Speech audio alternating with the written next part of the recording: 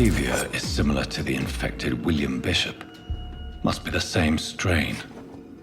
This sickness moves faster than influenza.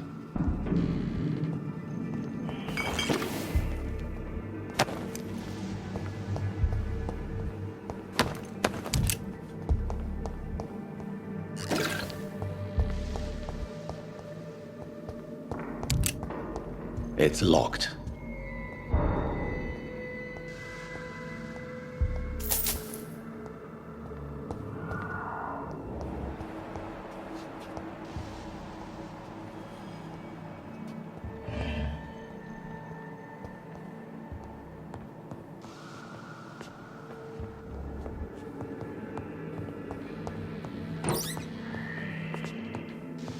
This key will surely grant me access to the basement.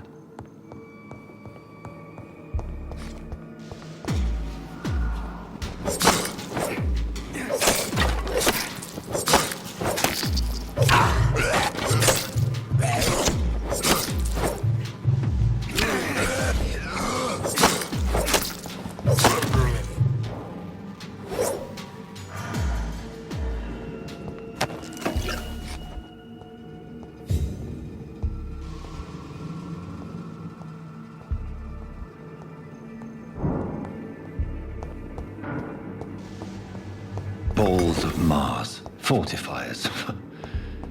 As popular as they are ineffective. But they do contain iron tartrate, and that might prove itself useful.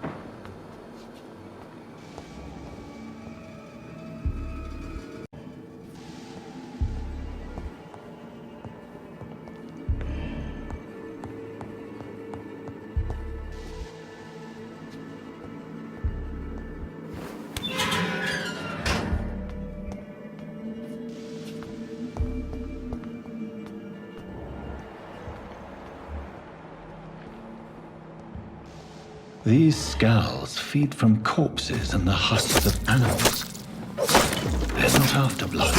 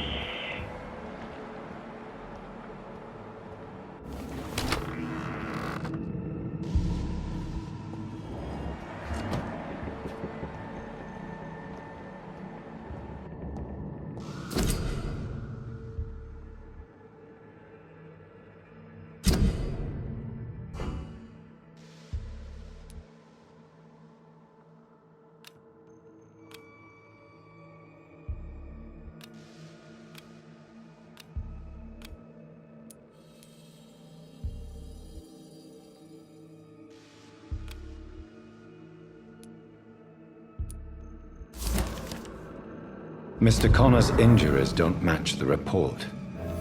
I'd better look in. Traces of a pinkish foam at the corner of the lips. Some sort of drug overdose, perhaps? The chest was originally opened to perform the operation. The sutures are clean, but the chest has been reopened. Multiple abrasions and scarring on the arms and legs. Old and distinctive injuries of a sailor or a fisherman. A puncture over the left lung, possibly a chest tube insertion. Not the cleanest work, but I think it was successful. Signs of internal bleeding. So, Dr. Tippett's anesthetics were incorrectly dosed, causing the patient's death. And then he tried to operate on him again. Tippett has made an egregious error. It's time we talked.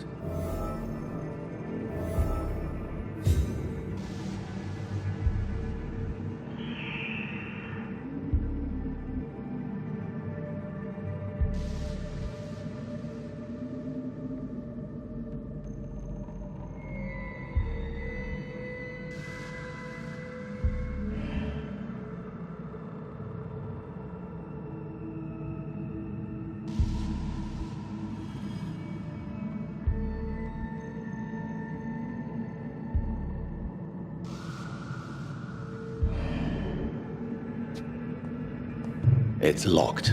It's locked, all right.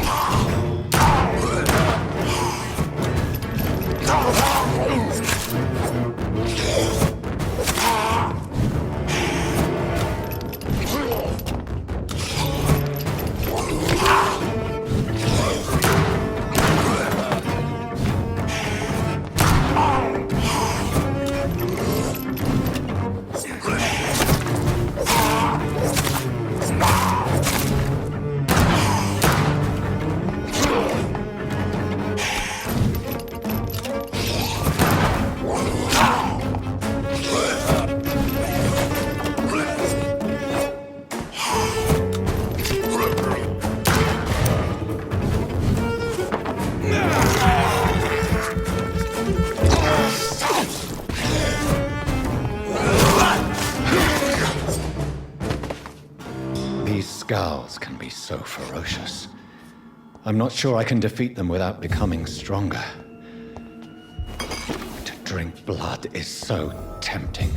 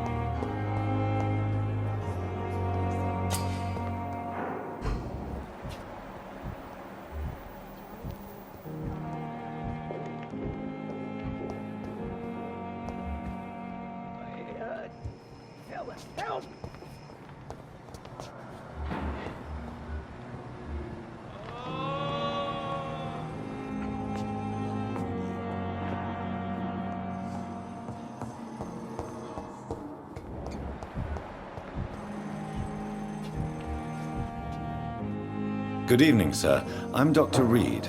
I believe we're going to be colleagues. Reed? Yes, I've been informed about your arrival. I'm Waverly Ackroyd. Welcome aboard, I suppose. Does my arrival inconvenience you in some way, Dr. Ackroyd? Let us just say that I don't particularly share Dr. Swansea's enthusiasm for hiring you. What we need here are reliable professionals, not overrated dabblers.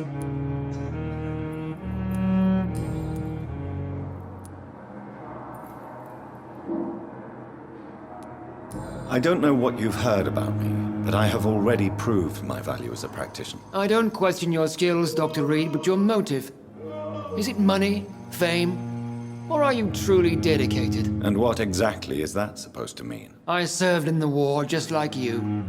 But unlike you, I did not use the wounded to play the modern sorcerer. Be careful what you insinuate, Dr. Ackroyd. I only want you to admit you used those men to improve your theories.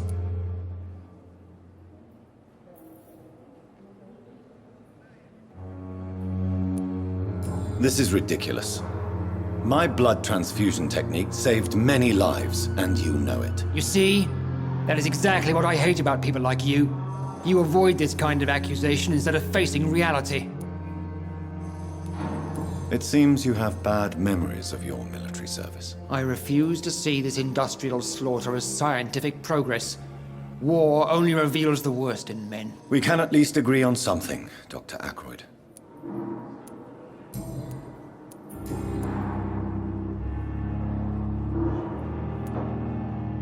If you have a problem with me, Dr. Ackroyd, please feel free to tell me. Dr. Swansea has imposed your presence on this hospital without asking anyone's advice. The benefit of his position. But I don't agree with it. I know we've never met before, but I believe this hospital could use all the help it can get. You will agree with that, I'm sure. Oh, but I have heard about you, Dr. Reed. Of course, you can't say the same about me, since I have not wasted my time courting the press.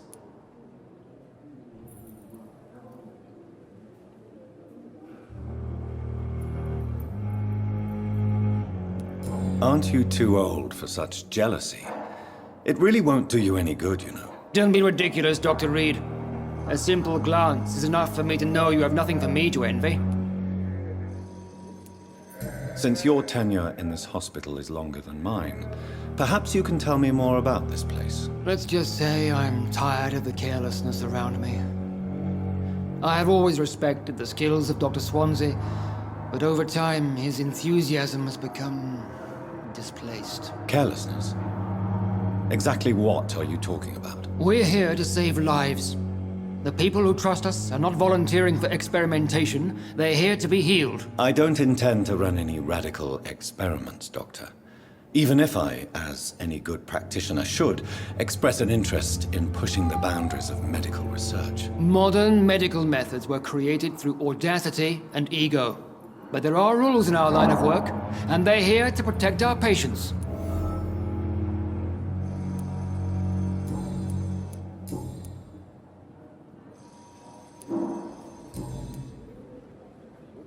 Thank you for your time.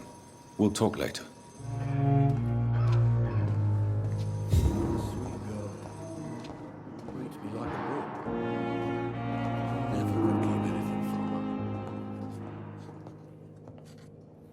Good evening, Doctor. I believe we're going to be working together. Dr. Reed.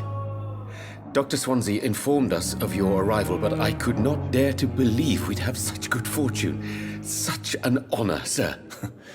Thank you. And you are? I am Thoreau Strickland, Dr. Thoreau Strickland. I'm a great admirer of your work, Dr. Reed.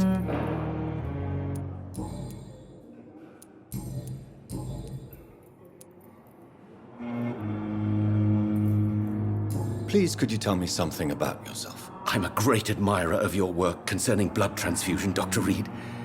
I run my own experiments. I'm convinced it's the future.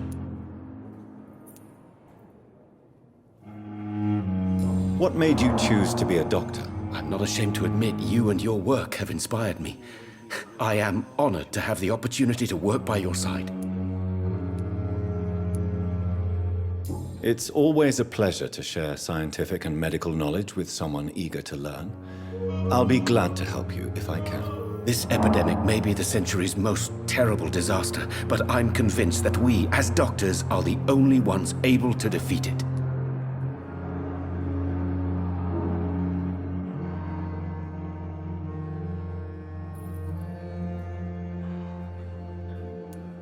I based my technique on my mentor's research. He helped me perfect my method. What is yours? I'd rather not talk about it. For now, it's just theories and first approach.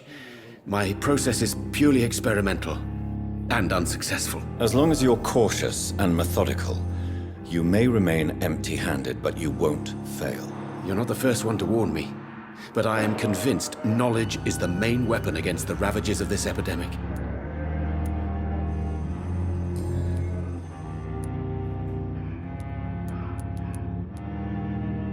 What can you tell me about the Pembroke? Well, it has always been an honor to work with Dr. Swansea.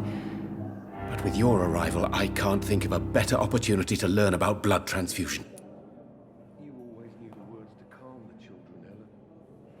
As for me, what a blood...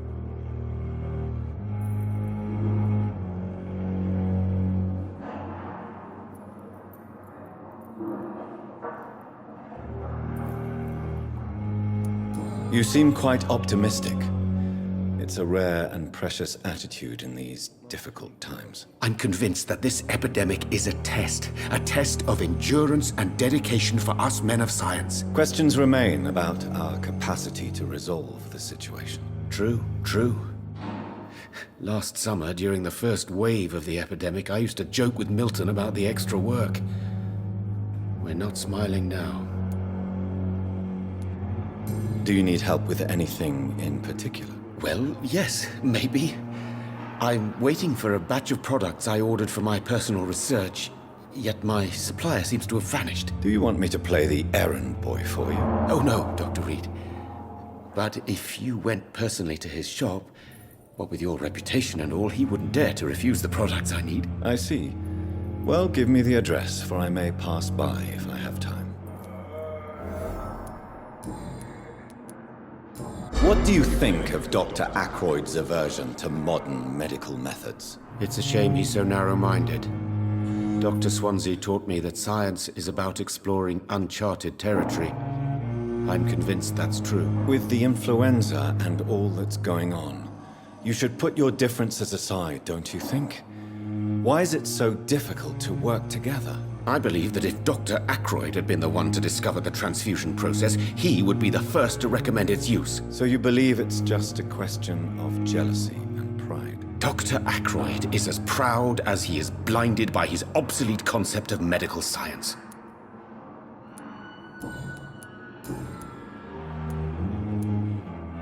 Tell me more about your willingness to experiment with new medical techniques. Harvey Fiddick is a patient suffering from a severe injury that could cripple him if not treated correctly. I'm convinced your blood transfusion technique could help him. What is it you really want? To save him, or to prove your point? Fair question. I want nothing but to save my patient, Dr. Reed. Especially since I know Mr. Fiddick's story.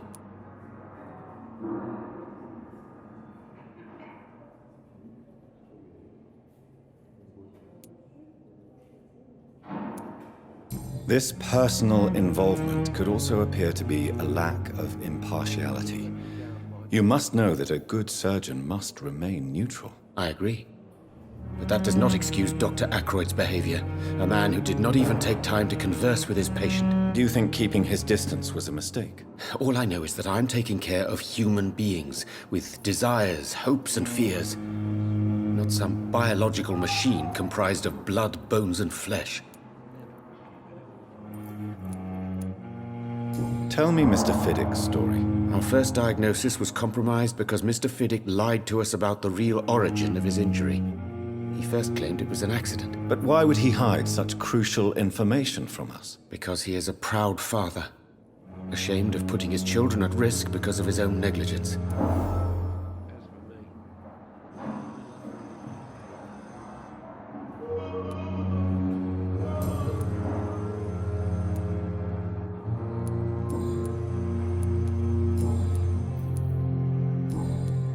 Goodbye, Dr. Strickland.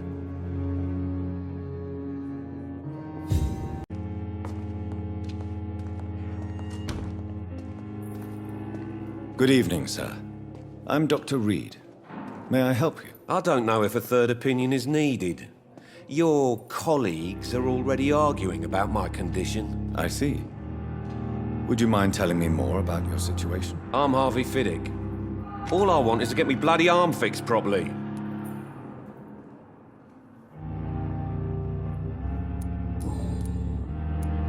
Tell me about your injury, Harvey. Why do you feel so guilty about it? My wife died because of me. And now I may lose everything because I've been careless enough to hurt myself. What an arsehole.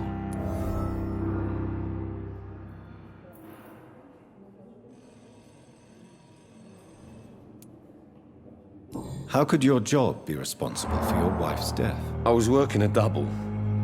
She went out to bring me a hot meal and got caught in a German bomb raid.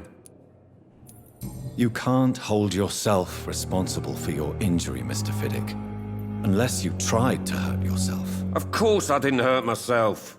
But I can't work until my arm is fixed. My children need to eat, Doctor. Tell me more about the death of your wife, Harvey. 1915. I was in the army, building workshops for the Royal Flying Corps. Helen was happy I wasn't sent to the front. What happened? The Germans sent Zeppelins to bomb the construction site, but they missed their target. My wife was bringing my dinner when the bombs fell.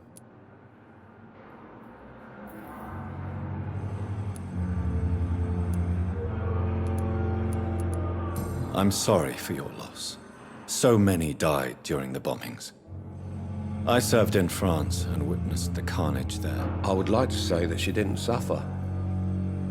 Truth is, I have no idea. I just know that I'm all that me kids have. Poor little bleeders. How are your children after losing their mother? They were smaller then. The only good thing about this is my Helen didn't bring them with her that night. Tell me about your injury, Harvey. Why do you feel so guilty about it? My wife died because of me. And now I may lose everything because I've been careless enough to hurt myself. What an arsehole.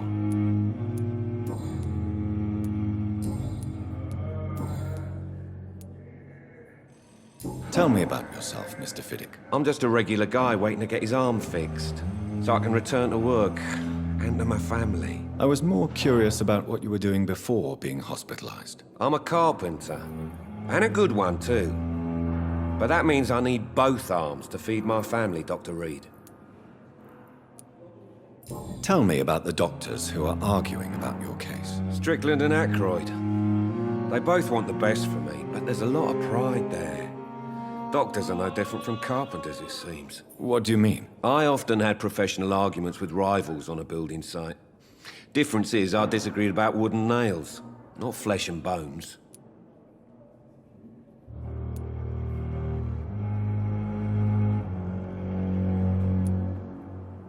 Are you satisfied with your treatment here? Well, it's clear that I've chosen a bad time to be injured.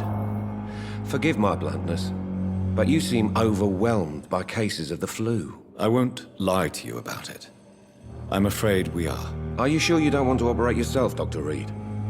I have the feeling you're very capable, and your colleagues seem to think so too. In other circumstances, you would be right. But for now, I don't think I can take on the responsibility. My apologies.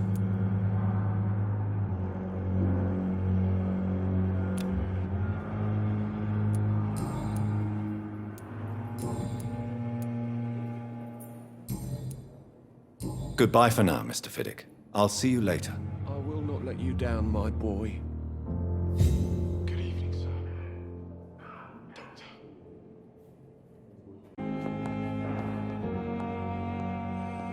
My sweet girl. Finally, you've returned, Doctor. Did you find anything of value? Yes, nurse. You've worked your first miracle, Doctor. Now, this patient here needs immediate treatment. Duty calls. When the storm has passed, I'll show you how to mix the remedy yourself with the same basic ingredients. Many thanks, Doctor. When you've finished, you ought to report to Dr. Swansea in his office. He's been looking for you. Seemed pressing.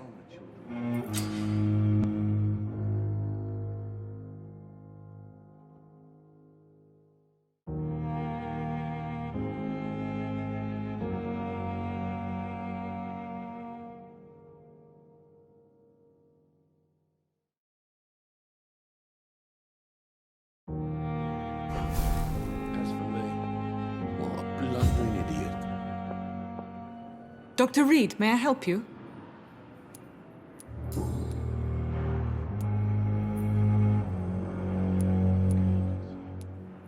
Well, Dr. Swansea certainly has confidence in your abilities.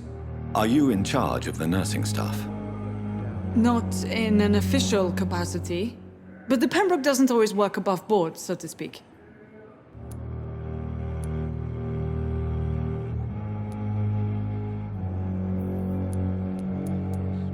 How is the duty roster organized? Everybody works until they can't. If there's time, they'll eat a meal and shed a silent tear. What about medical protocols? Dr. Reed, we don't have the money and resources here at the Pembroke like they do in the West End. We do what we can. For how long have you been working here, Nurse Crane? I first volunteered at the Pembroke in 1911, a few months after Dr. Swansea was appointed. And before you arrived here? If you must know, this was my first job.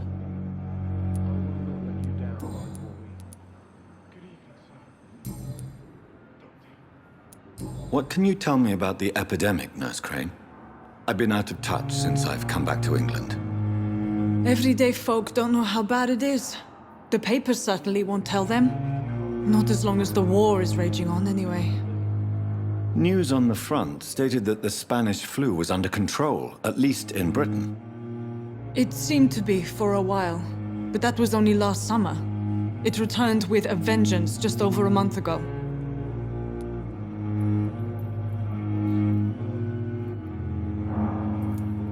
What can you tell me about our patients here at Pembroke? This hospital was founded to help the East End poor and needy. But since the war and the quarantine, we've had all manner of folk. Can you be more specific? Well, veterans, the elderly, dock workers. We even have a few mental patients. If there's space, we take them.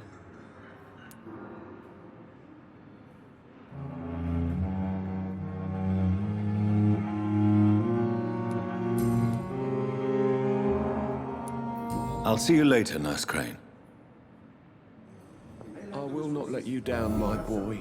Brilliant lines in London at Pembroke. Don't waste your time with me. Come now, we can handle this. You always knew the words to calm the children, Ellen. As for me, I'm an idiot.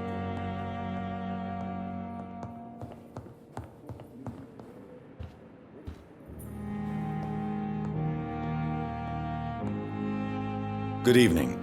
I'm Dr. Reed. Can I help at all? No, Really? Why are you here then? I don't want to talk. My throat hurts too much. I suppose that this pain is the reason you're here. Is someone taking care of you? Yes.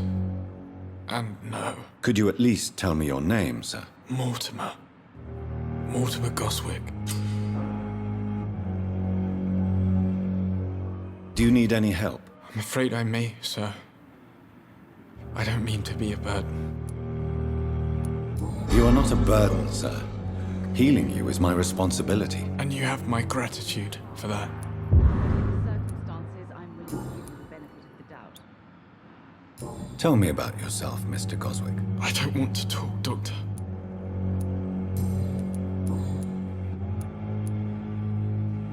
How painful is your throat, Mr. Goswick? So painful I'd rather not talk at all, Doctor. How painful is your throat, Mr. Goswick? So painful I'd rather not talk at all, Doctor. I'll let you get some rest then. Good evening, sir. Doctor. Good evening, madam. Can I help you? It's my son who needs you, sir. I'm Dr. Jonathan Reed. How can I help your son? I'm Beatrice Goswick, mother of Mortimer Goswick. Could you check on him, please, Dr. Reed?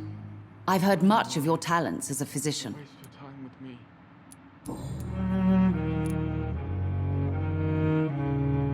What can you tell me about yourself, Mrs. Goswick? Not much to say. Just take care of my Mortimer and I'll cover all the expenses. That's all that matters.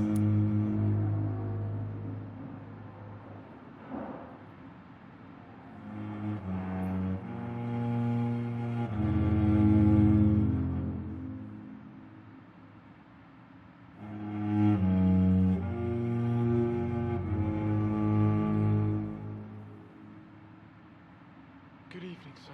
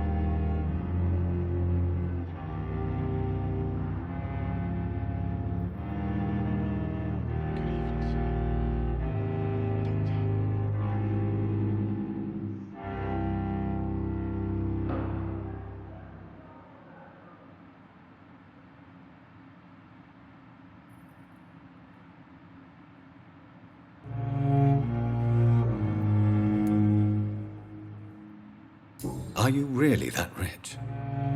Most of the patients here are of a more humble origin, if I may say so. Yes, thanks to my husband. May he rest in peace. I can cover any needed medical expenses. May I ask if you have an occupation, Mrs. Goswick? I'm a teacher by profession. I teach young women who are more ambitious about their futures than their families. Good evening, sir. What do you think of your reception here? Any complaints? I have had the uttermost reservations about this hospital since we arrived. But we had no other choice, considering the state of emergency. Is there something in particular that's bothering you? Some of the staff were not especially welcoming. I suspect they're not accustomed to dealing with patients of such social standing. Tell me more about your arrival at the Pembroke Hospital. What gave you such a bad first impression? The ambulance driver was quite rude, for a start. And that nurse, Miss Hawkins, seems to have quite a dubious attitude. What do you mean? She managed to secure a bed for my son despite the epidemic. It was a relief, but it wasn't cheap. She charged you for a bed? Yes, and I paid without question, considering the urgency of the situation. I share your concern, Mrs. Goswick. Be sure that I'll talk to the people involved. I don't expect compensation, Dr. Reed. But I'm aware such behavior would not be tolerated in other hospitals.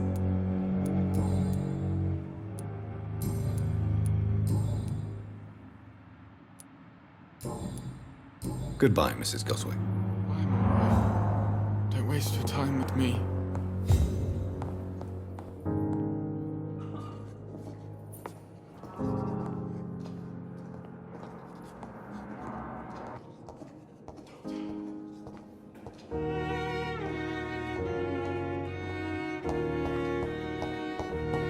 My sweet girl.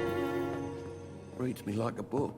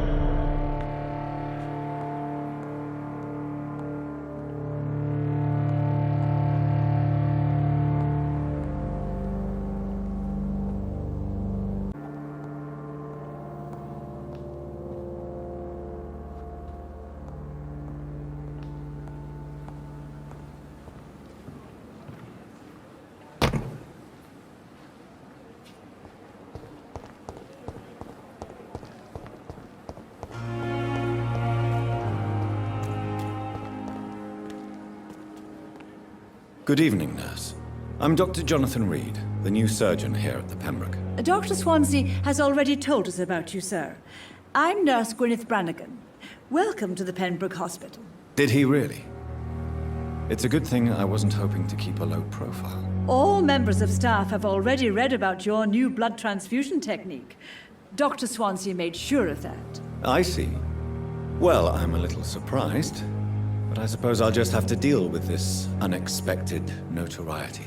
You must know, blood transfusions are Dr. Swansea's primary subject of research. He is convinced it is the future.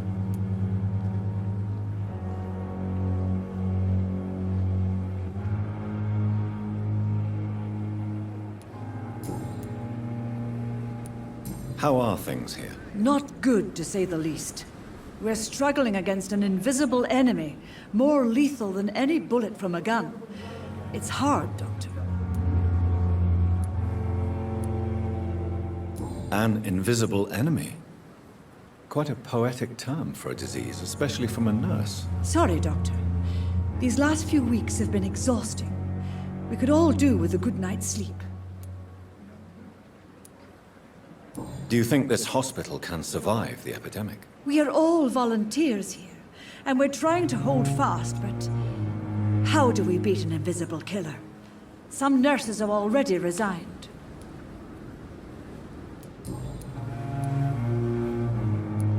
I'm not familiar with all the staff yet. Perhaps you could help me. Brilliant professionals, most of them. Dr. Swansea has a gift for recruiting talent. Most of them.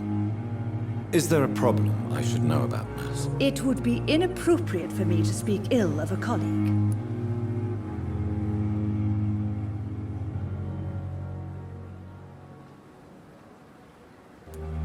Is there anyone that stands out? Well, I have never met someone as dedicated as Dr. Tippett's. He should be a standard for us all here. If only he were younger. Why should his age be a problem? I guess it's fair to say he's always pushing himself to the limits. He just doesn't know when to stop and get some rest. Nurse Brannigan, if you do know something, please tell me. Anything you say will be held in confidence. No. I may disagree with some conduct, but in the end, everybody is doing their best.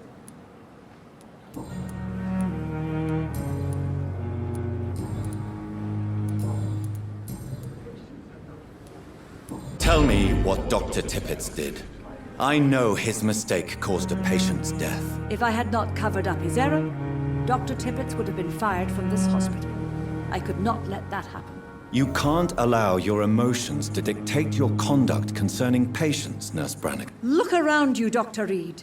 Do you really think we can afford to lose a brilliant practitioner like Dr. Tippett's in our situation?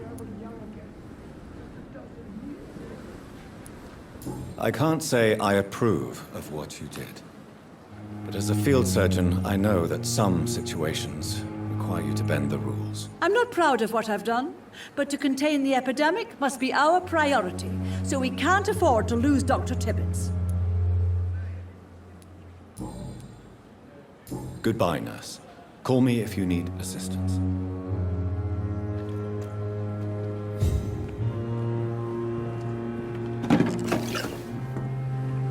Good evening, sir. So it is true. The famous Dr. Reed has joined us. I can't think of any better news during these terrible times. Do we know each other? Actually, yes. We met once before, at the Rockefeller University in New York. Dr. Tippett, yes, I remember. I was assisting Professor Carell in his research about coronary bypasses. He had nothing but praise for you. He was also very confident about your future. And look at you now. Eminent surgeon and blood transfusion specialist.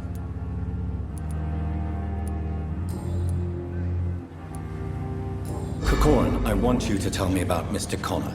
How did he die? What happened? He was my patient. He died because of my mistake. That's the blunt truth.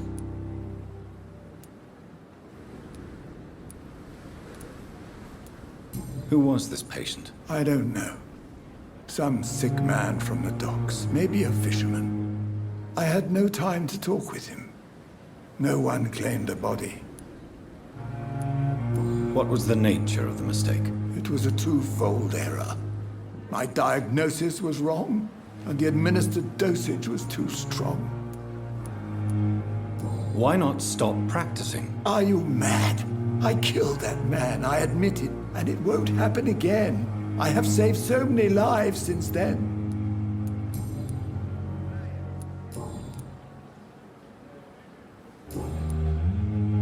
What is the Pembroke Hospital situation? And please, speak freely. This hospital is not exactly the best of London. I'm sure you are used to working in a better environment.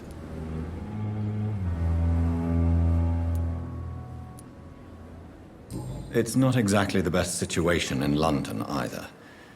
I can't have expected this hospital to be prepared for what was to come. Don't be misled by appearances, Dr. Reed. This hospital does not lack talented people. It just lacks hope. What can you tell me about the staff in the hospital? Some are really good, and others are not so good. But during this troubled period, there is no time for slander. I prefer to focus on the positive character traits. Tell me more about cherished people, then. Nurse Brannigan is a pearl. She is the most helpful and dedicated nurse I've ever worked with. A clever and cheerful woman. You really seem to admire her skills. I'll go even further. If she was a man, she would be a damn fine practitioner. Any opinion about the management? I don't always agree with Dr. Swansea's reserve, but I must admit he does all he can to keep this facility running during this crisis. Ah, yes, the burden of command. I was fed up with this concept while serving as a medical officer. Don't get me wrong. Swansea's a good administrator. I just wish he would get out of his office now and again. You're exhausting yourself, Corcoran. Maybe you should think about preserving your strength. No. We must keep on healing all those poor souls. We are the last rampart before chaos. Once more unto the breach.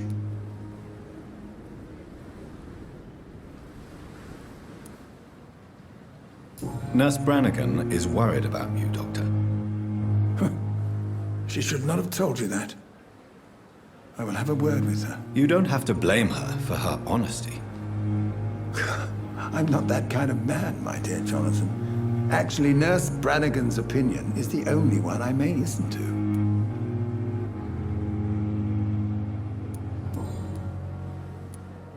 I will cover for you, Dr. Tibbets, by keeping what happened to Mr. Connor to myself. I don't know what to say, actually.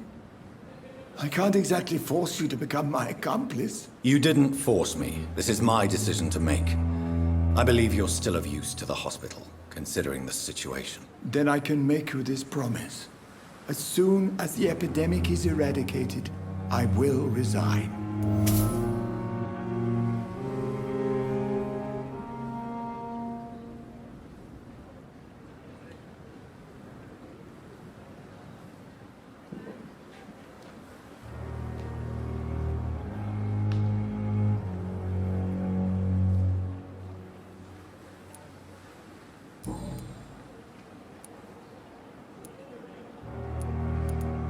What will you do after your resignation? Do you have a plan? I always fancied visiting Cyprus. Such a beautiful island. I could buy a house there by the sea, read poetry, and wait for death.